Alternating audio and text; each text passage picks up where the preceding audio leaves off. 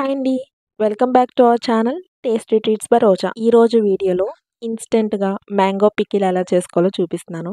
ఇది నిల్వ పచ్చడైతే కాదు. ఇన్స్టెంట్‌గా అప్పటికప్పుడు చేసుకొని తినేదే. ఎక్కువగా సమ్మర్‌లో పెళ్లి భోజనాల్లో పెడతారు చూసారా? ఆ పచ్చడనమాట.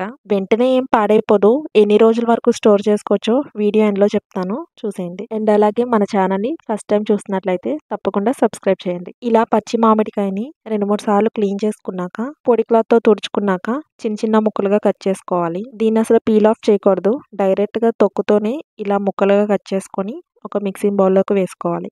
ఇప్పుడు స్టవ్ మీద ప్యాన్ పెట్టుకొని 1 టీ స్పూన్ వరకు ఆవాలు వేస్తున్నాను.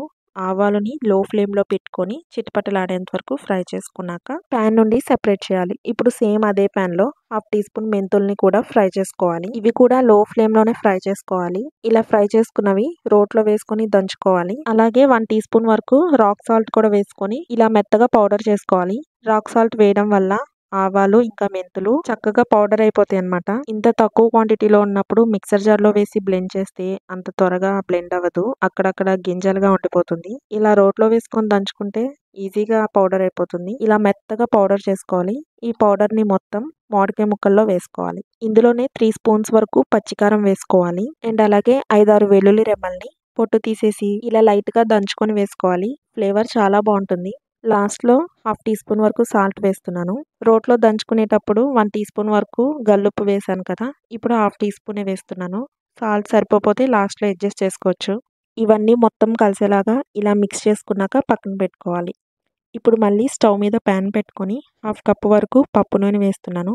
అంటే 125 ml అనమాట. ఆయిల్ హీట్ అయ్యాక హాఫ్ టీ స్పూన్ ఆవాలు వేస్తున్నాను. బై ద నేమ్ సేక్ ఊరికే వేసామా లేదా అన్నట్టు. ఆవాలు కొద్దిగా చిటపట్లాడాక స్టవ్ ఆఫ్ చేసేసి పక్కన పెట్టుకోవాలి. ఇప్పుడు ఈ ఆయిల్ అంతా గోరువెచ్చగా అయ్యేంత వరకు వెయిట్ చేయాలి. ఆయిల్ మరీ వేడిగా ఉండకూడదు. ఇప్పుడు ఈ ఆయిల్ మొత్తాన్ని మామిడికాయ ముక్కల్లో వేసుకోవాలి. ఈ ఆయిల్లో మీరు ఇంకా తాలింపు కూడా వేసుకోవచ్చు. సాయిపప్పు, ఎండుమిర్చి, కరివేపాకు అలా. ఇన్స్టెంట్ పచ్చడే కదా, అంత అవసరం లేదు. మీకు ఇష్టం ఉంటే కనుక వేసుకోండి. ఇప్పుడు ఈ ఆయిల్ మొత్తం ముక్కలకి పట్టేలాగా బాగా మిక్స్ చేసుకోవాలి. అంతేనండి, ఇన్స్టెంట్గా ఆవకాయ పికిల్ రెడీ అయిపోయినట్టే. ఇది బాగా పులుపున్న మామిడికాయ. పులుపు తక్కువ ఉన్న మామిడికాయ అయితే ఉప్పు కారం కొద్దిగా తగ్గించుకుంటే సరిపోతుంది. మీకు ఎలా అనిపించింది ఈ మామిడికాయ పికిల్?